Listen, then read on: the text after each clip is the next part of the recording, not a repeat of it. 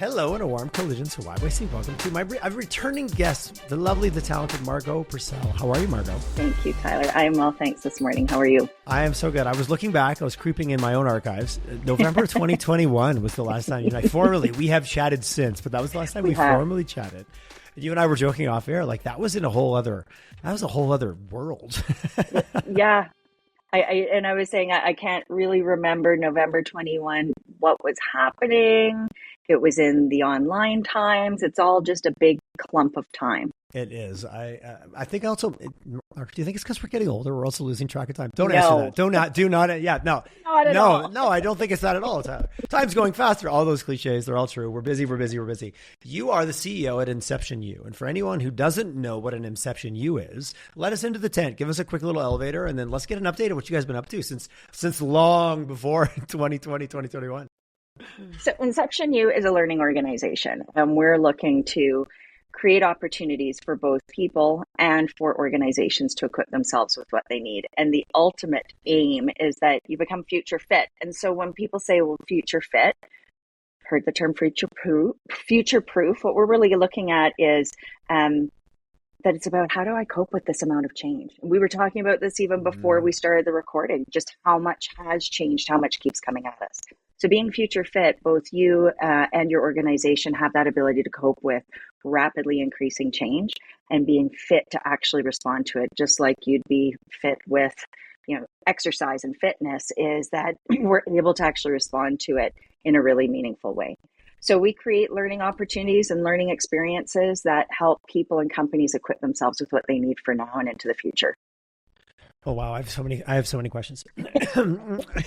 It's been a while because I'm like, so just talk to me even about, because obviously skill-based is so easy to look at education, go, I learned a skill, I learned a trade, I learned how to do a thing. But what I heard in your comparison to even being fit, the ability to deal with change as it's coming at us at an accelerated pace. I actually, Kamalesh Lardy, who I did my talk with at Mesh, she talked about, really we talked about the inflection of like 2007 was what I've kind of found. And we agreed of when the pace of technology accelerated so far beyond our ability to keep up. Cloud computing, iPhone, Facebook, So if I come to your organization, am I getting the skills to be able to literally be able to handle that? What's actually going on, as well as the technical? Oh, I have so many questions. I'll stop asking. No, and yes, and that's what our aim is. We create the conditions and the environment for you to be able to equip yourself with that. And It's not us telling you how to do it, because that's not going to help anybody. Right. It's us creating that learning experience for you to actually be able to figure stuff out. When that pace of change is so fast, what's more important than the knowledge you acquire is your ability to acquire knowledge. How do you do that? Because the argument is that knowledge, that course, that coding language is now outdated and it was a year ago. Yeah, well, and I say this all the time. I probably said in November 2021 as well, is that, when I hold up my smartphone, I'm like, this was out of date before I opened the box. So I can't be learning based on something static. I need to be able to learn how to learn. And I know that's another thing that keeps getting said a lot. And it's something that we would think we would know, and yet we're really conditioned to be told what we need to know, and that it happens in a straight line. And that's just not how life works. It's definitely not how technology and the world works. And one of the things for humans is that our brain is wired for certainty. Our brain is wired to look for patterns that continue to occur.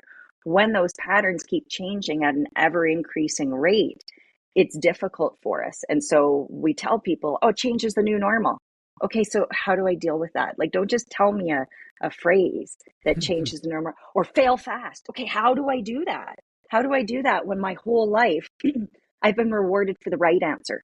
I've been rewarded for the smart question. And now you're telling me to fail fast when I've been really conditioned to not fail at all. So it's helping people be able to find their way in all of that, and knowing that there's not a single way of doing it.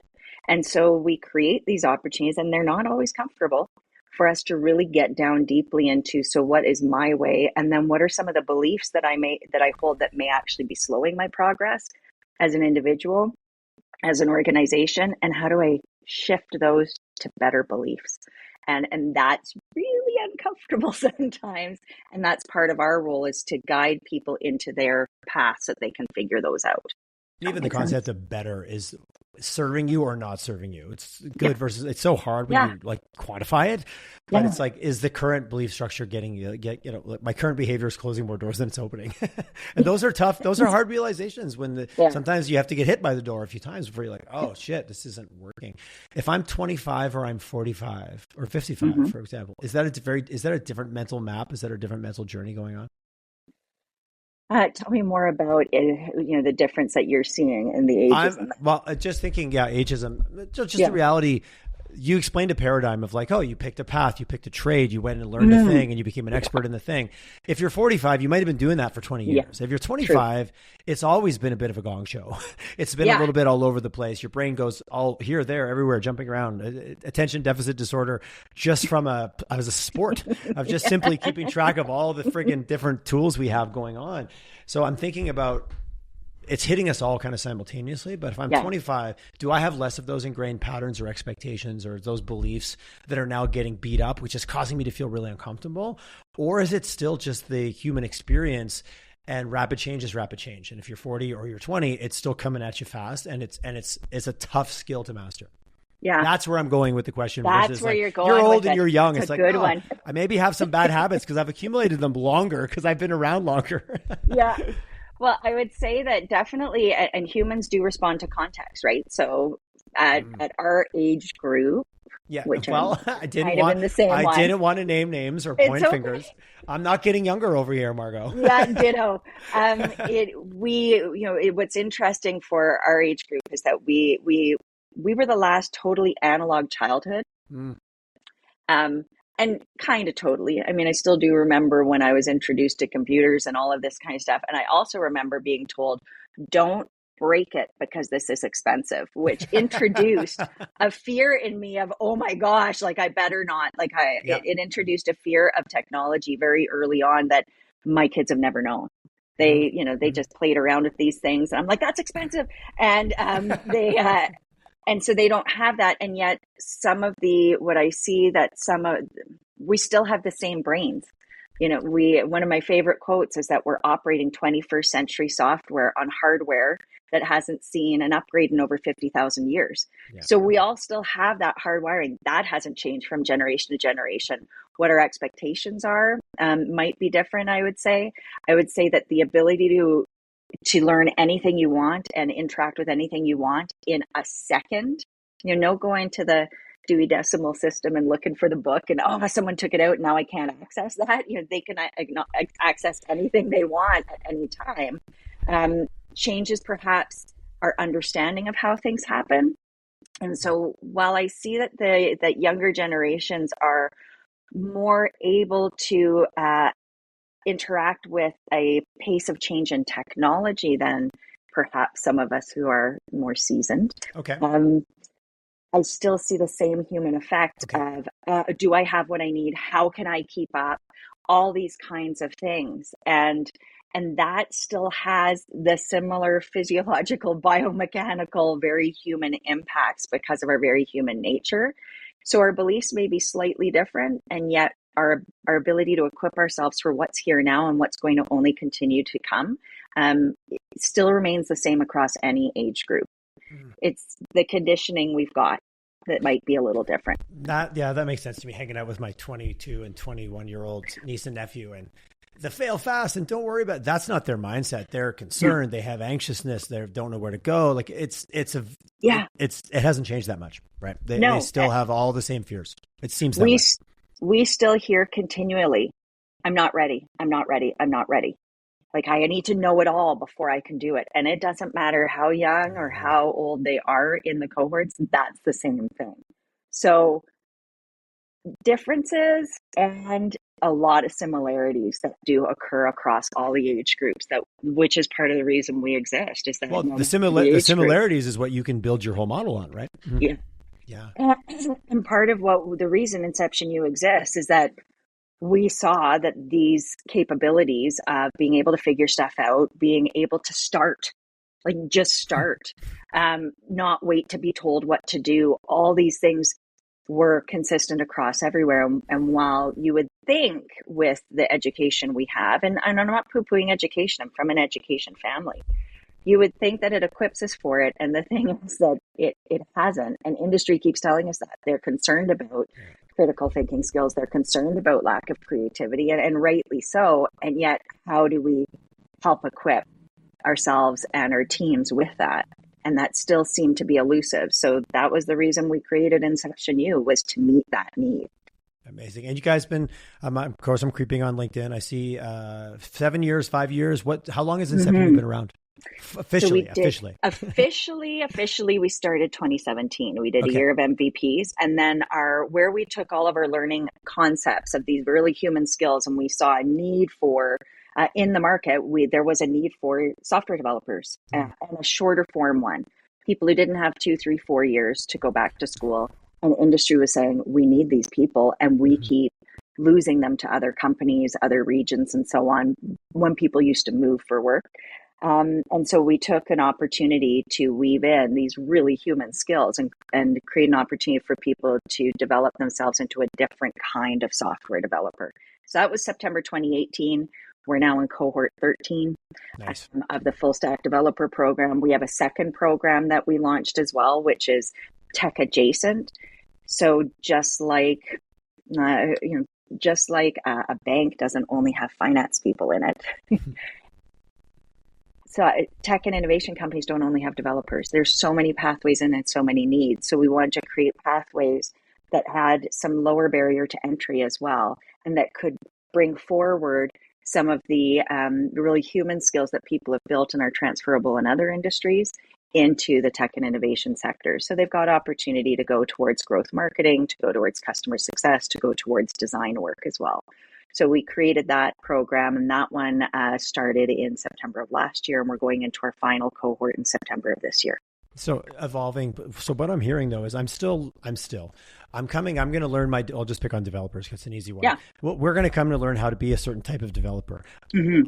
As well as we're going to learn all of these other skills that are going to allow me to continue to scale and learn and adapt. Because I chose developer path, the certain language that I learn now becomes outdated tomorrow. There's something new that gets introduced.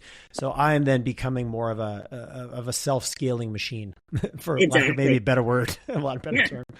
That no matter what gets put in front of me, I mean, and let's be realistic, in a 4-6 month program, are you going to have this down pat? No, but it's kind of like working out too, that it's a muscle. And the more you flex that muscle, today I can lift the 5-pound weight. 3 months from now, I can lift the 20-pound weight. And so I'm able to keep building that muscle, and it stays fit. And so it's the same kind of thing. You're not going to learn how to learn everything and have it down pat. In fact, in 6 months, the wisest people I know are so wise because they know how little they know, and they know how much there still is to know. Yes. And so that's keep doing it, keep working it, so that when you encounter something new, the aim is that they might not know all the steps. It's not laid out for you anymore. And again, that's life doesn't lay out all the steps you need to do to be successful. So you don't know all the steps. You might not even know exactly where to start, and you don't know how long it's going to take. You know how to figure it out. That's what we ultimately want people and companies leaving any learning experiences with us, knowing they've got that ability. What is your formula for figuring it out? And do you have like a checklist? Like, okay, I've just been hit with a new thing. I feel slightly anxious. Oh shit. My world's about to change. Oh, that's okay. Let me reach for my index card that says at first, take a breath. Number 2, take a second breath. Number 3, look to the person beside you and ask if they know what's going on. Like, is there a bit of a framework, I guess I'm looking for? I wish, gosh, okay. That's all we do. Sell laminated cards. We're good. Oh my God. That's not what I was trying to diminish it at all. But I'm like, there's got to be a little bit of a cheat sheet of I grew up, my first career, I was a pilot. Everything had a checklist. Everything had a checklist. Engine failure. First of all, don't panic. That's zero help, which is kind of what we're talking about here. Don't freak out. Turn to it quickly because you've got a bit of time. Depending, altitude creates options. Low altitude does not. Oh, I'm at 10,000 feet. I have an engine failure. I've got all the time in the world to sort out what the heck's going on. First of all, but there was always a checklist. Yes. And they're like, don't try to memorize anything. Stop with that. Follow the process because we've tested it and beat this up, and it saved lives. So you follow it. Is there a checklist that I'm looking for? I want you to know where I was coming from with that ask. By the way, Gargantuan Greg and I are both Gargantuan fans of Mayday. Because it also shows the human behavior. It also shows that it's so rare that it's one thing that led to an incident. It's never one thing. It's never one thing. The series of events that leads to a catastrophic decision. There was 17 decisions before that, choices that led to the one that finally put you over the edge of the cliff. Exactly. Yes. So I would say we do have some foundational things that people can continue to refer back to. And so when we look at equipping yourself, for example, with critical thinking, well, there are 8 components to critical thinking. And so, and I won't go through all 8. For example, though, I grabbed my pencil. I was like, okay, I'm ready. Yeah, tell me I can send you the 8. Please do. That's what I'm getting at, is that there are patterns inside the chaos that we can use to help give us a little bit of sense of like, okay, I know how to deal with this. And we like to look a lot at purpose.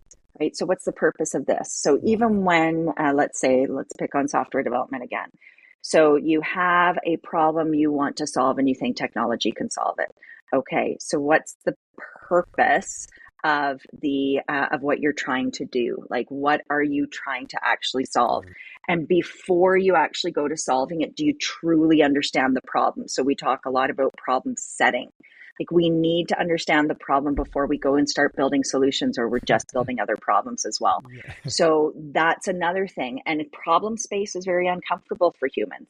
So we put them in it a lot. Because back to you said, it's unknown. It's not something. It's unknown. We don't like that. We don't like that. No. Because it shows up in our lizard brain as threat, right? Exactly. And then when you're in your lizard brain, by the way, you're not in your prefrontal cortex, which is actually what does complex problem solving. Your lizard brain's like, yep, that works. So we want to. Well, lizard brain is kind of close to your ass, and that's head in the eye. Anyways, I don't want to be crass about it, but I know when I get my head in my ass, then I'm like, 100%, yeah, exactly. Everything's fight or flight. Everything is it's a tiger in the grass, right? We also, it's looking at what are the concepts that this issue, this topic touches, right? So it's and knowing that it's not one thing. So, and we need to be able to look at multiple things. We need to look at and be able to understand complexity and stop with these single prong solutions to multi-pronged challenges. Yeah. And so what concepts are involved? And it includes like anything from economics to AI to psychology, like understanding. If you don't understand the fundamental concepts underneath something, again, you're probably just going to build more problems because you didn't truly understand it. Because you just grab the hammer, right? You just grab the hammer that you're comfortable using, right? And that metaphor is so interesting because for so long, when I was younger, like specialization, you need to specialize, But what I'm hearing you say, yes, but you need a general perspective, a broader perspective of the world at large to actually be able to deal with, because each of these variables aren't one-trick ponies. They're complex. Exactly. And our world is becoming more and more complex. The more interconnected we become, the more complex it is. And again, we're dealing with brains that we're much more used to, very small societies, very small groups of people, where you might not encounter another group of people for quite some time. So we have this pace of change and that once we've never known. You had a tendency to fight them. It didn't always work out. It didn't work out super very well sometimes. It wasn't as kumbaya as sometimes it gets portrayed. It's like, then you tried to fight them and steal their things. It was a very violent world we lived in our little villages. You were pretty ready to grab a weapon. Yeah, we were. Speak of the hammer. Yes, absolutely. But anyways, that's another podcast altogether. So we look at all of those things. We look at our own human nature, and then we also have standards to test your thinking and the quality of your thinking, right? So is it relevant? Is it feasible? Is it viable? Those are things that we need to constantly test. And again, that's like that muscle. It sounds like, oh my gosh, there's 8 components, and oh my gosh, concepts isn't just concepts. Oh, by the way, I also it might be 12 concepts in there, and then those concepts have oh, forget it. Like our brain, by the way, is also wired to use as little energy as possible. Yes. So it's very easy, and it's very quite seductive for humans to fall back into that default thinking. And that's why excellent words the word seductive. Like seductive. To be judgmental is very seductive because it's so much, it's easier because it uses, actually, there's a physiological, it uses less energy. Yeah. You know, you watch an animal. I spend a lot of time out in nature, more so lately. I think it's because of exactly what you're talking about. It's so complex. I'll go to nature for a couple of days, come back recharged. It's amazing how that works. Because there's so much going on in nature, but it's closer to our, like, I think the frequency that we would spend more time in if you look at the last 1,000 years. And you watch animals, they could watch it. They could walk in the woods where it's safe, but that takes more energy. They'll walk in the open field and be out in the open and be exposed, but it takes less energy. And I had an old farmer say, yeah, you see that coyote over there? He could walk in the tall grass, but it's harder for him. So he'll walk out in the open and run the risk of being, you know, under threat. But our brain kind of operates in that same way. I just found that very interesting as we draw the parallel. Like, we draw shortcuts because it's wired into us to draw shortcuts. It is, absolutely. And so that's where shifting beliefs is, it's hard. Yeah. It actually takes more calories to shift beliefs, and our brain is like, back to working out. If it's an easy walk, it's not bad for your fitness, but it's probably not increasing your fitness. Exactly. And that's where like building the muscle, it sounds like a whole lot, and people, and I've got to think about the consequences and the implications, and you're going to anticipate as greatly as you can, prevent where possible, and know there's stuff you can't anticipate. Yeah, there will be stuff that's going to emerge you couldn't plan for, which business doesn't tend to like, and which people don't tend to like. Again, how that's in our human nature, though, is that we don't like it. It doesn't mean we shouldn't equip ourselves to be able to handle and know something's going to emerge we couldn't anticipate, and know I'm equipped to respond to it. And I'm going to actually be out there kind of looking for and scanning, like the coyote going through the open field. Yes, it's easier. And it still knows to scan its territory, to have all of its still got an amazing nose, an amazing set of ears and eyes that are always looking around, right? Exactly. And so the more often we do it, the easier that way of doing it becomes. Now, again, when you start out, if you went to start at the 50-pound dumbbell, you're probably going to hurt yourself. But you can start at 5 and work your way up. And next thing you know, you're up to this heavier weight, and it's actually you're doing it with ease, and maybe you want to challenge yourself to the next level up. So it's the same thing with these. The more often we do it, then that actually becomes the easier way for your brain. And this is where we really want to see that people are investing, and companies are investing in themselves and their teams to actually be equipped with these tools. Don't default to the tools. The tools are going to keep changing.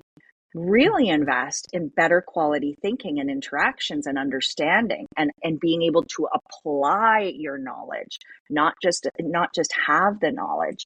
If you invest in that, then no matter the technology that comes at us, we're able to harness the tool that it is, and then equip ourselves with the next tool, and so on, because those tools are going to keep changing. And I was just reading about the whole productivity, the productivity crisis, and that we don't have it. Well, it's showing that Canadian businesses are not investing in equipping their businesses and their companies with these tools. Interesting. They're also not equipping their companies and their business and their employees with the ability to figure out which are the best things for us to use, how, making more effective decisions, all those other very human skills. Because again, the tech is going to keep changing. You're really going to set your company up for success now and into the future if you're also really investing in these other very, very human skills. And a stat that I read recently as well is that there was a big survey done, and CEOs that it showed, it was PwC survey that came out earlier this year, that 45% of CEOs believe their company won't survive past 10 years if they continue on their current path. I think I'm just sitting with that, because I think I heard it and I was like, I don't even know what to do with that stat. Yeah. Well, first of all, try not to be it. Is that accurate based on the conversation? Because you're out there, you're talking, you're leading your organization, you're dealing with all the same things you're helping try to equip people with, but you're also having conversations with leaders that are debating, should I invest or shouldn't I? What are you seeing? Because there's the broad PwC stats. What are you seeing where the rubber meets the road with the conversations you're having with leaders? Yeah. Well, we just had and I'm going to ask you the same thing too, actually, because you talk to leaders all the time. I do. So we just had an event yesterday afternoon with industry leaders and with company owners to ask them to, are you ready? That's the whole name of the event. Are you ready? Is your team ready? Is your company ready? Are you the individual ready. And it was interesting. We had three groups, the three topics for them to explore. And we weren't the ones facilitating the conversation. They actually self-facilitated. It was quite fascinating. So they had the opportunity to discuss cybersecurity, AI, and leadership. What was fascinating to us was the busiest circle was leadership. That's where people kept sitting and talking, how do I lead my company in this? And I brought in that stat that I just mentioned to you. And someone said, well, there's external conditions that I have no control over those. I said, yeah. And so what did you do that your company survived those extreme external conditions and someone else didn't? Because it's in you and in the leadership and in the environment you've created in your company that meant you survived that. Make sure you recognize what those are, harness them, and deepen those capabilities, because that's what's going to actually set your company up to go through that. And with that, they won't continue, they won't survive past 10 years if things continue on their current path. Yeah. And is that current path, how much are you investing in your business right now? How much are you investing in your people right now? How many open vacant positions do you tolerate, and live with, that actually, if you look at it differently, it's actually slowing your company down? Because we know from some work we did leading up to our Prairie Scan investment, we know that it costs a company about $75,000 a year for every position that is left vacant. So that's, when we look at it, that's about lost productivity. That's about lost opportunity. You can't bid on larger jobs, larger projects and so on, because you don't have the people. And often, well, when I get the project, then I'll get the people. And it often doesn't work that way, because now you've got to get them up to speed, and so then the load gets heavier on the people who are already with you. And those people, that often what can happen is you've increased your risk of burnout, you've increased your risk of churn. Now you're back into increased recruiting costs. You've got the recruiting costs for the vacant position too, because you're constantly looking. It just goes on and on. And so there is also a longer term effect to lost revenue when we leave positions vacant. And we'll hear, about the talent challenges. Yeah, okay. So we've got a lot of talent looking for work. We've got a lot of companies looking for talent. So how do we actually bridge and make that connection across and not have it be this very separated process? So we look at, I'm talking a lot here, Tyler. I'm listening very intently. It's great. Keep going. Keep going. I'll interrupt you if you get too carried away. I think it's lovely. I'm very, you're on it. You're in it. You're in the sweet spot. I can feel it. I love it. Your passion is showing, Margo. It's a little, I'd be a terrible poker player. Margo's got a good hand, everyone. You should go out. Exactly. Yeah. Ooh, she got a bad one. That's so funny. That's great. So when we're looking at some of the things that we're looking at, and this again is where something that's changed since November 2021, is that we've also, not only have we started a new program thanks to a grant from the province of Alberta, we were also fortunate to get an investment from Prairie Scan to be able to take this work that we've been doing with individuals and take it directly to organizations and companies. And what we've been seeing as well is just how disjointed everything is. And when we look at that higher level again, of what's the impact on our communities and our economy and societies when we have it that, the job kind of goes away because maybe something got automated, so someone loses their job. And now they've got to figure out what they need to add to their capabilities in order to get back into the job market and active in the economy. Meanwhile, the companies, yes, that job got automated, but likely another job opened up and they don't have the person to fill that.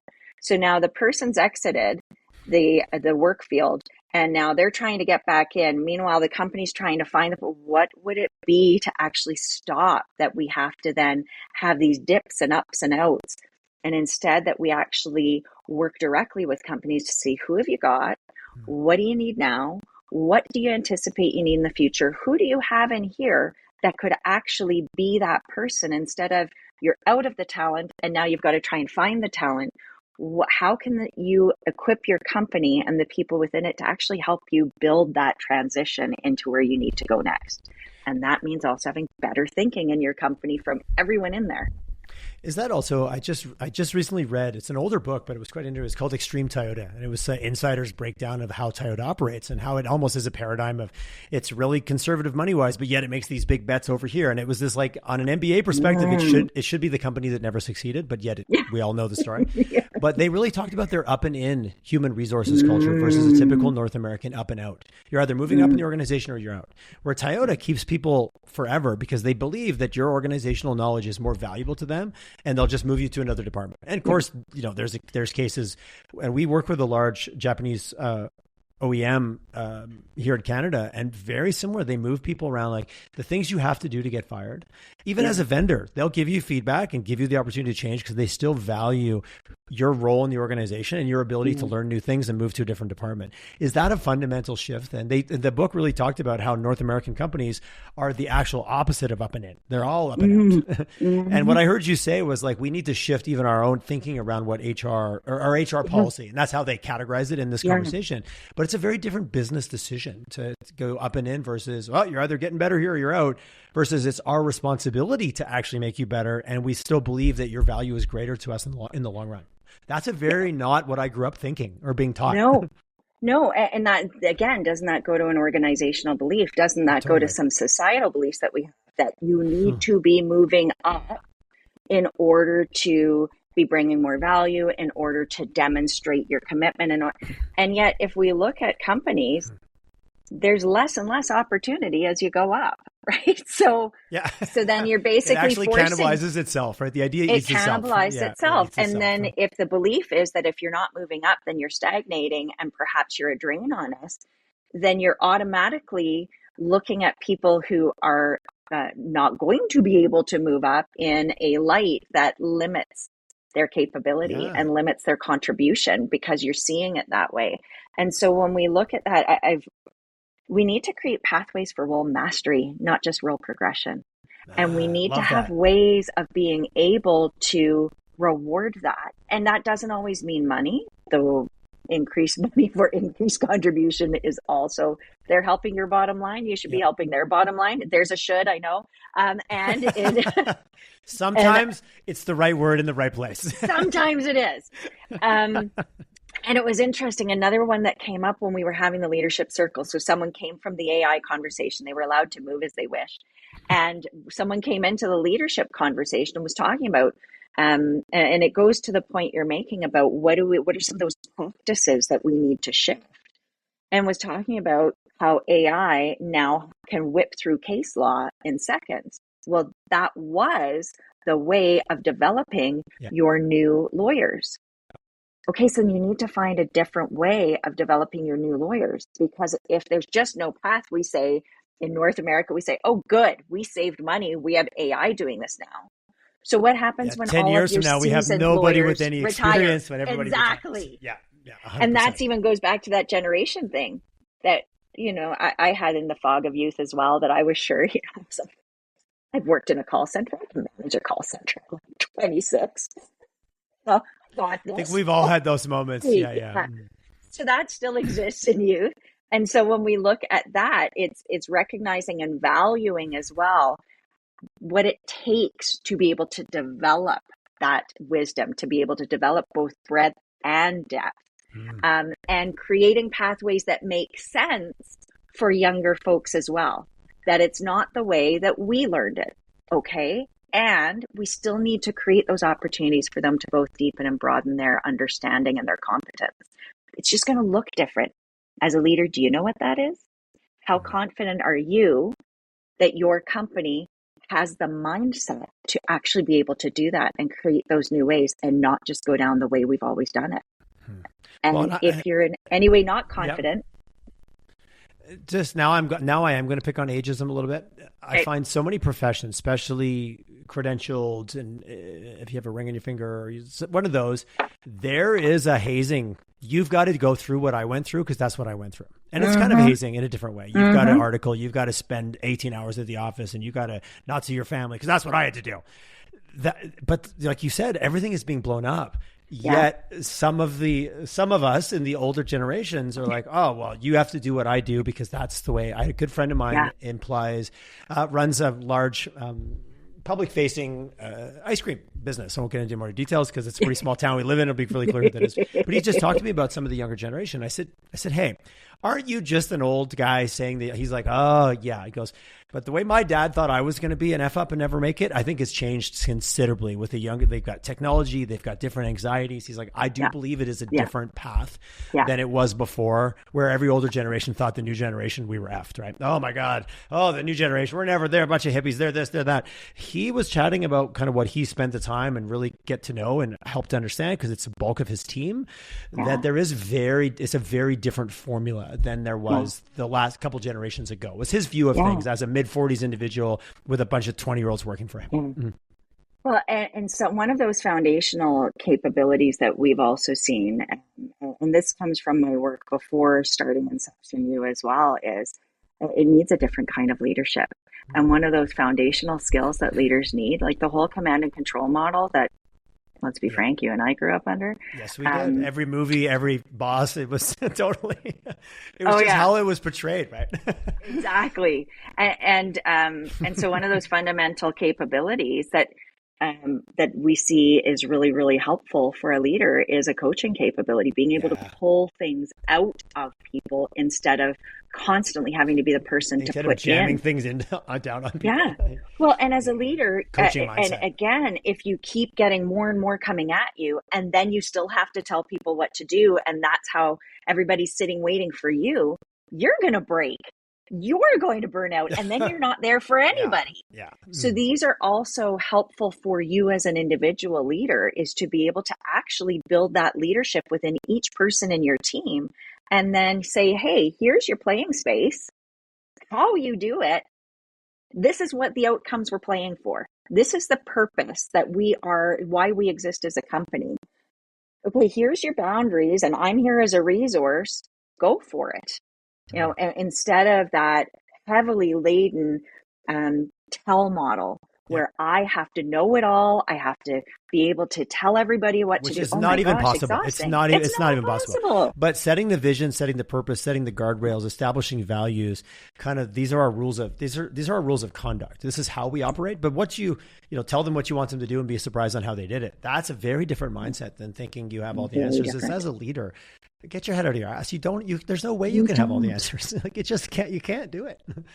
And it just makes you feel shitty because you're always going to feel like you're failing anyways. Like, speaking of that burden, like it's not sustainable. I have no idea what I'm doing most of the time. No, I'm just kidding. Don't let the good looks fool you. I have no clue what's going on. But I think there's a degree of humanity of even playing and joking with that makes us all human, because guess what? We are. And it's so funny secret, we're all human. This idea that I have to present like I know it all, or they'll lose their confidence in me. Actually, if you're able to acknowledge, hey, here's an area where there are limitations to what I know and understand, and that's part of why we have a team, and that's part of why you're here. You've actually just built them up. And now together we can figure it out. And it was even at the Mesh conference. We were talking about the Mesh conference earlier. So I attended a panel that was women in AI. Mm-hmm. And so it's so fascinating, like AI, everyone's talking about AI and the robots are coming to get us and all this kind of stuff. And what was fascinating was, here are leaders in this field. And they said, we don't know. Every day I don't know. So but that is powerful, though, to show that as an example, right? To see it is to be it, and to appreciate that. And I watched a few people on stage. It's like, they didn't really give us any insights because they didn't know. But what they made everybody okay with is like, hey, guess what? We're all in the dark on this thing. We're all in the dark. Oh, how's it going to affect content marketing? How's it going to affect us? I don't really know, but here's how I'm kind of playing around with it. And they used the word like playing around with it. They used very loose terms. They were not like, no, tell me exactly what your scope is and what you're going to do and what's your timeline and what are your milestones and your sprints and all those words. That's not how they present it. And it was very human. That's I like that you said that. Yeah. Well, and then we look at, so then again, going back to... We're making people uncomfortable right now by even talking like this, Margo. Isn't it awesome? And these guys are so fluffy. What are they talking about? Well, and when you're asking about that checklist, this is where the quality of your thinking as a leader and a business owner and entrepreneur, where the quality of thinking of those in your company helping you to produce what you're trying to produce and to generate what you're trying to generate, and live that purpose that your business came to be, this is where the quality of the thinking of everyone in any way associated with your organization becomes absolutely critical.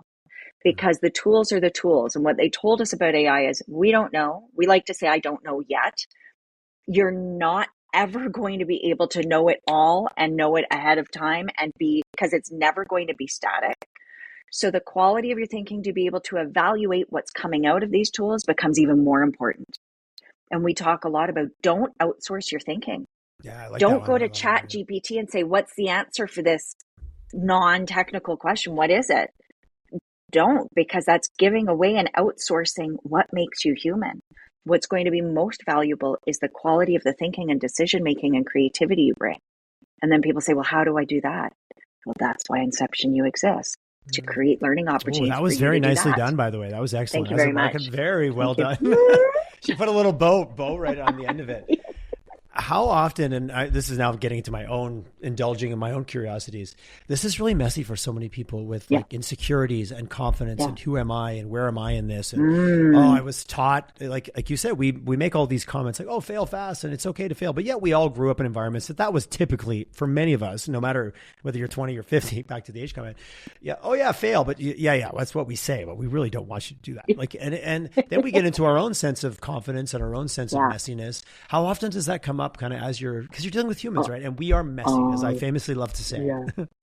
All the time. Okay. Yeah. All the time. And that's actually, so when we look at, and we're working at making sure that our model is really, really crisp and clear so that people can see it. What I will share is that at the base of one of the foundations of people equipping themselves to be future fit and for positioning themselves for what's here now and what's coming is self-knowledge. Yeah. It's massive.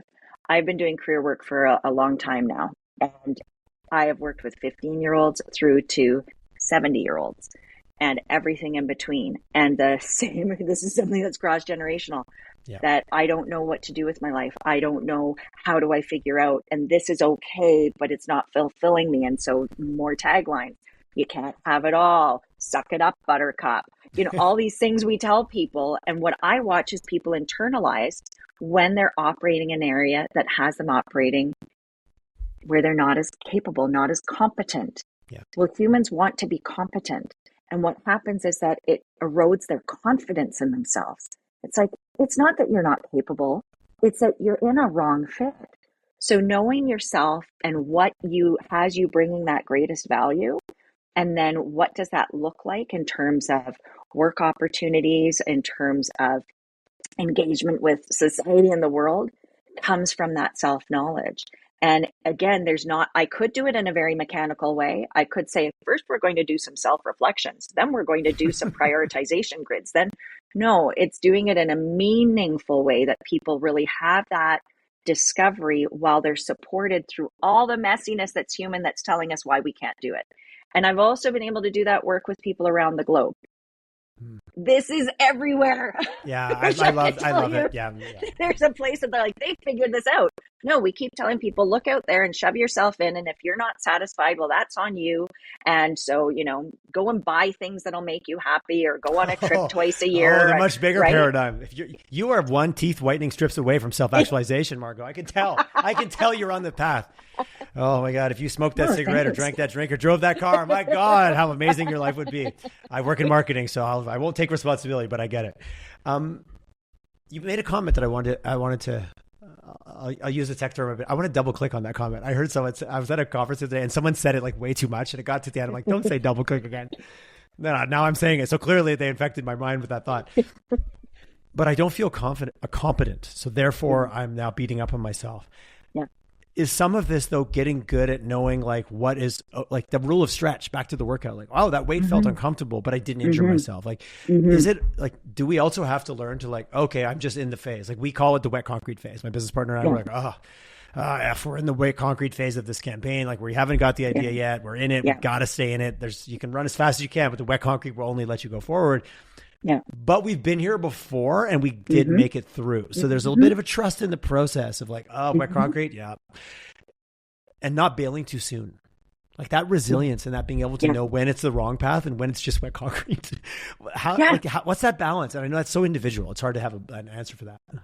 Well, and that's where looking at, and so one of the ways we do that is by looking at exactly what you're talking about, looking at places where you have, I've been here before. What did I do What did I do that contributed to getting through this successfully? Yeah. Being aware of what that is so that you can actively engage it and not just kind of, oh, it just happened. And then how do I deepen those competencies? And how you are successful to get through that wet concrete phase is probably different from how I'm successful at getting through it. Okay, I need to be able to recognize what is my way of getting through there. Which is where the coaching as a leader comes in, right? Being able to pull it out without going prescriptive. I did this, but that's not, I'm not you. It's simple. Yeah. And that's where we talk a lot about meaningful, not mechanical. I could give you a checklist of, well, first you need to build your competence at adaptability, and then you need to And what if that's not your way? Instead, doing it meaningfully and figuring out and being able and guided and supported in doing that inner work. And it can be scary. Sometimes I've seen people like, they're sure they've got nothing to offer. I'm like, are you a living, breathing adult? You got stuff to offer that got you here. Let's figure out what your unique combination is. And then how do you find or create best fit where you're able to bring that? And then what are those areas that are areas of strength that you want to deepen, while acknowledging areas you're not so good at, so you can manage that. Like, you don't want to ignore those weaknesses. You want to know what they are and be able to be vulnerable enough to even acknowledge it for yourself, so that you don't find yourself in a position where you're being asked to do stuff that you're never going to be great at. Manage those and get yourself positioned to be bringing your strength, because then that doesn't have an upper cap on how good you can get at that. And so thinking about that with you and your organization as well, and with all the leaders you've spoken with, Tyler, I'm curious to know, what are you hearing? What are they seeing that they have that they don't have to be able to lead and navigate their organization through really complex times? It's interesting. Even on the show, it tends to be two schools. Like, I'll have people on specifically to talk about humility as leaders and vulnerability and what that looks like and growing your individuals. Then I'll have other individuals that just want to talk about the technology. Oftentimes they don't overlap. I would like, they don't. It's like, no, we're going to talk about this, and we're going to talk about AI, or we're going to talk about some new thing we're doing or some cool technology. Because it's often very comfortable, because it's an area of expertise often for them. Then I have other groups of leaders that are coaches and that are management consultants that they're all about the messiness of like the 5 dysfunctions of leadership and all these things. And they tend to not talk about them together, because it's interesting. As I'm just thinking of the question as you asked it earlier, like, what do you encounter?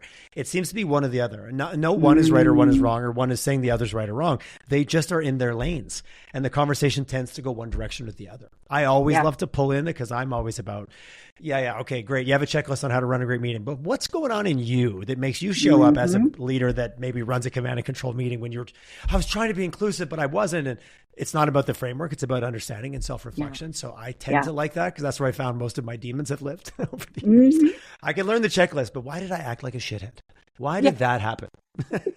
Very personal journey on that. What was I just working out through my whole team completely, that I projected what trigger? All over them? What 6-year-old version of me just got all over that meeting? That's a whole other thing. Yeah. It's funny. I've been doing a keynote recently on basically the value of curiosity to move from a fixed to a growth mindset. And one of the quotes I use is, be curious, not judgmental. Like literally, I think it's a Walt Whitman quote attributed, but Ted Lasso is where I heard it recently. Yeah. So it makes it even more credible, like a leadership coach in his own right. But for a period of time, I used to keep this sheet by my desk where I had kind of like add or detract, kind of fixed versus growth. And whenever I get done a meeting, I would kind of write down what behavior showed up and if it actually moved me forward or held me back. And after about 6 weeks, it became really clear. Whenever insecure, jump to conclusions, command and control me showed up, I did not get any closer to the outcome I wanted. It usually felt kind of shitty after, like I blew it. But that little bit of self-reflection, I didn't even know where I was reading a book, so I'm quoting all over the place, James Fadiman, called The Symphony of Selves. And the concept, interesting individual, the concept that as we evolved as a species into a one deity kind of religious society, we started to believe that we all should be only one version of ourselves. But his perspective was like, oh, no. Like we used to have a God for the weather and God for the sun. We are as diverse from our family self versus our work self versus our quiet, introspective self. So I was trying to figure out which self was sabotaging my meetings. And it kind of got me down this road. And it was the fixed mindset. This is the way it is. And this is the way it's going to be self that really closed the doors. And then when I started to be curious self, new technologies and challenges got a lot more interesting and the self-saboteurs started to go away. So that was a big self-share there.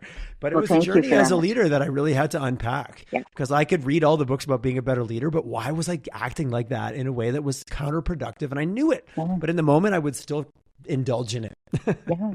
Well, and that's when we look at, and this is again through the Prairie Scan opportunity that is now available as well for organizations and businesses to be able to look at, well, how do I lead my company through this? What do I need? So critical. And it's leadership by design. And knowing that there's not a single way. If you read a book and you do the things in the book, again, mechanical, and people have amazing spidey senses. Your team is going to sniff techniquing. They're going to go, oh, you took a leadership course. I call it a bullshit meter, but yes, I agree with you. Exactly. Right. Ding, ding, ding, ding. Oh, we're getting you've read it. So-and-so's read a new book today. I think we've all You went on a retreat. 100%. Yes, exactly. Yeah. And rather, the most effective leaders I've seen are doing the kind of thing that you're doing, that you actually look at your own stuff. You look at it, you examine it, you recognize this isn't serving me anymore. Wow, where did that come from? Yeah. And what is a different way forward that is drawing on all of the me that I've actually built up over this time. Use that wisdom and not have these default patterns. And when the default pattern shows up, you're a human being. My goodness, be a little compassionate with yourself. Be curious about where it came from. I just did a session with the Pathway Pro program last night. And that's one of the things we iterate over and over and over again. And we say is, number one, I like to approach people. The only assumption I try and work with is that people have positive intent. Okay, if I see it through that, I'm more likely that we're able to get to a positive place together. Then approach people and myself with compassion, with curiosity. You know, however someone's responding to something may have nothing to do with you. As a leader, be open to the fact that it may have everything to do with you. And are you willing to look at that? Right? And say, I appreciate don't outsource all responsibility. Exactly. And be willing to say, because if you can say, a lot of times I've seen it, and Brene Brown talks a lot about this and so on as well, that we think that if we're vulnerable, it makes us look weak. And actually, when we're able to make ourselves vulnerable, people are in awe of the strength of that. And yet we've been conditioned to fake it till you make it and all these other things. So showing your own humanity and investing in your own humanity as a leader and developing that even further is actually another thing. So if we look at a skill being a coaching mindset and that kind of thing and coaching skills, well, then also being able to be a leader that invests in yourself and role model what that looks like and what looking at yourself in a meaningful way is like, then your team is more likely to be able to do that. When your team is doing that, organizationally, you're going to do that, by the way, because now we start instituting that as a practice for our organization. Hey, where are we vulnerable? What could we do collectively to mitigate that vulnerability? Okay, because it becomes something that's not something we have to hide. It becomes something that we've all taken on as part of our role to be the sensors in our organization, to be looking for those things, knowing we're not going to get punished when we bring it up. We're actually going to be acknowledged for thank you. Okay, what do we do together? How do we understand this better? And that's leadership by design. Wow, which you really start, and they're buzzy terms right now, but they're real. Psychological safety, emotional intelligence, like they are critical in terms of, I joke, you could sit in the back corner of any meeting with any team and know pretty quickly what the dynamic is, right? I don't care what values you have on the wall or what mission statement you have when I walk in the lobby. I sit there and, the people that always talk, the people that don't, the people that ask questions that, the no dumb questions, but don't ask that question. Like it shuts it down. And like that leading by example isn't the best way. It's the only way. So, not to put it all on leaders, but if you're in that role, I think there is a huge responsibility to hold up a mirror to yourself quietly. And it doesn't take a lot, like my little exercise. It was great because I was on Zoom. So after every meeting, I would just take a moment and do it. But it took a moment. And the fact I was on Zoom, I actually made it better because you leave a meeting, then you hit everyone in the hallway and you walk into that world. That little bit of self-reflection, which often we just don't have time for, quote unquote, you do, but you also have to create a bit of a framework just to look in the mirror with a critical eye. Yeah. Yeah. We're going down an interesting rabbit hole, but boom. I don't know where I'm going to go because we're getting into the real messiness of what it is to be human on this journey while being bombarded with a nonstop onslaught of really cool, crazy technology. Yes. And one of the other things that we've seen, and I've seen this for quite some time as well in my previous work to InceptionU, is that I'm going to challenge the listeners of this podcast, and especially organizational leaders, to look at is really question when we keep looking for and hiring only based on or primarily based on technical skills. How is that setting us up for success? How is that actually potentially setting us up for the next downturn in our company? So when the technical skills are now the things that are constantly changing, hiring based only on that is actually, I'd offer, risky.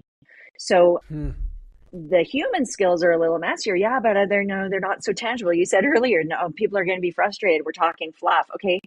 If you're thinking this is fluff, then you actually really need to dig into your own beliefs, and you need to be really building your competence in understanding this, because this and these really essential, really human skills are going to be the make or break difference for those 45% of CEOs who say, if things continue on the current path, I won't be here in 10 years. Okay, so you got to dig into the stuff that's less tangible. I know the technical stuff is tangible. People can get their heads around it. Okay, I know what I'm selling. I know what I'm doing. It's the stuff that's not so tangible, and yet it is very real. That we actually need to be working on and developing. So true. I was just I had a stat floating around somewhere about just exactly the Fortune 500 companies and how long they stayed versus now the average tenure is so short and the point of that was a talk that I did around customer centricity, about losing connection with what the customer cares about. Don't solve your version of the problem, solve the customer's version of the problem. Which really, when you're talking about leadership, that's great how you see the world, but think about your team, put yourself on their side. Like, it's so much more about like tactical empathy, if you want to put a more aggressive word beside a softer word. But these are the core, like you said, these are the skills you need to have, where hiring for technical skills is actually the risky hire. That in itself is a mindset shift for 95% of people I probably talk to in very technically oriented businesses. Yeah, which I get. What businesses aren't technically oriented these days? It seems very few. Well, and that's where it goes back to the role mastery opportunities, right? Yeah. So the way we've traditionally been able to reward and recognize our top technical talent was promoting them into a leadership position. And what if they really love the technical stuff? So now they're not doing the technical stuff. They're leading people. You probably haven't equipped them very well for that either, because, you're a good technical person. We'll shove you in a leadership position. So they're probably not having a sense of their own competence. And maybe I see people switch into micromanaging because that's a comfort zone for them. And then now the people that are reporting to them, they're miserable. Everybody's miserable. So that's where, as companies, we need to be able to create these other pathways that will see this talent stay with us and actually help us achieve what we're trying to achieve. That means not just having your technical experts become your leaders, if that's not where they really see that their capability is. And what are those opportunities for them that can be created by shifting perhaps some of that structure you've got in your organization to allow for that and to allow for that mastery pathway. It's interesting. A good friend of mine works for a large railroad, and one of her criteria when she got hired there, and she's been in her career for a while, and she's really, really leaned in on the kind of the benefits, like an expert on all things benefits. And this is a large organization. She said, listen, I will go as far and stay with this company forever. I just never want to manage people. Right. And they said, we hear you. She's been there 3 years, been promoted 3 times, has had multiple raises. She's like, but she keeps bringing up, she goes, they heard me and they actually valued me enough to create a path for me that didn't force me to do that. And she brings it up all the time. Like, how's it work? Oh, it's great. Like, I don't have to manage people. Oh my God. Because she did before and didn't love it. But she told them that right off the bat, and they took it seriously, and she's still been able to progress. And she's like, I'll probably stay here my whole career now. I love working here. But it always comes back to, they heard her, they understood and she knew enough about self to know that wasn't her path, but that she was willing to go all in on this other path, and they supported that. And she brings it up. It's a standout characteristic of that employer for her, among other things, on a regular basis. And she's been there 3.5, almost 4 years now. Well, it's fantastic. Seems so easy, excited doesn't it? to hear Seems so easy, doesn't it? Well, and then we get asked often, okay, so you're saying don't focus only on this. You're saying don't focus only on the tech.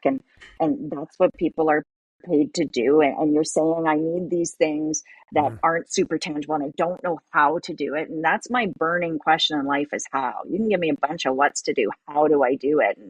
And so you're telling me this, and how do I do that? And again, and hopefully this is just a brilliant segue, Tyler, that's where the praise and opportunity is also coming in, is that there's no one way to do this.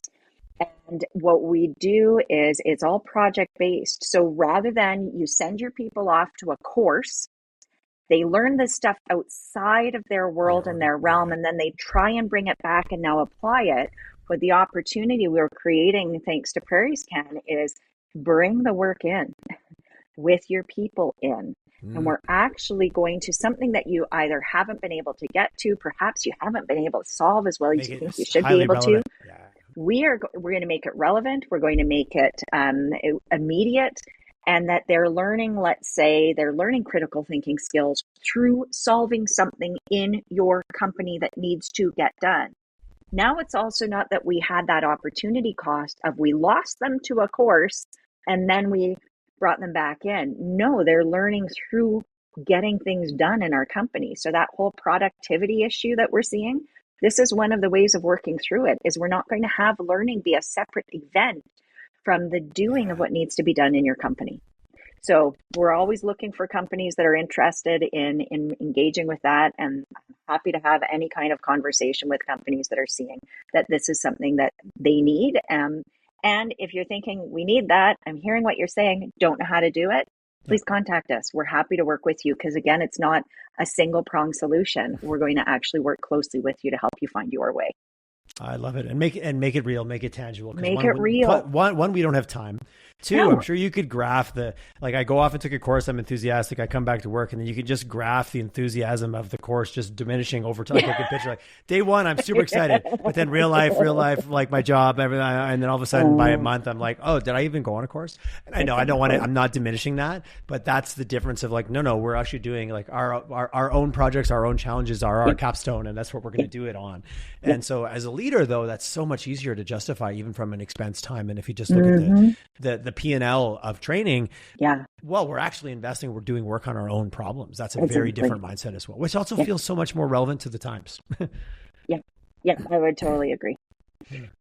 Margo, what a great, wow. We went down some rabbit holes today. That was fantastic. I love it. Fun. I was excited for it. I knew we were going to have a great chat. I love what you guys are doing. And even I didn't go back and re-listen to, but just the evolution and just our conversation feels you're so much deeper. You're so much more into it. You've just had that many more years of experience, and it really shows up in just the way that you articulate it. And your passion is only going up, I would say, from that. You were passionate last time. You're passionate every time I talk to you. But to your point, if you're going to do anything in the world we live in, it's going to be hard. It's going to take effort. So you might as well be passionate about it. You might as well like it. Because it's going to be hard work. Life of misery till I retire, right? Nobody wants that. No, nobody's even retire. What a weird concept of like, if I'm doing what I love, like, what is that? Anyways, it changes the whole paradigm, which is a whole other podcast we could get into. Okay, well, I think it's obvious if someone wants to get a hold of you, InceptionU.com, go check it out. I know you're on LinkedIn. Do you have a preferred if someone wants to reach out and have a chat with you? You feel free to. The best way would be to send it to info@InceptionU.com. They can also write to me, Margo @InceptionU.com. Margo without a T, just so you know. Margo without a T. Spelling matters. Yes, it does. For emails, it really does. Yes, it does. Yeah. You can't be kind of, sort of. You can't be close. It's not horseshoes. I was close enough. No, you weren't at all. Margo, thanks for coming on. Thanks for the work you do in the city. And that was a lovely conversation. Thank you so much. Thank you, Tyler. I appreciate it.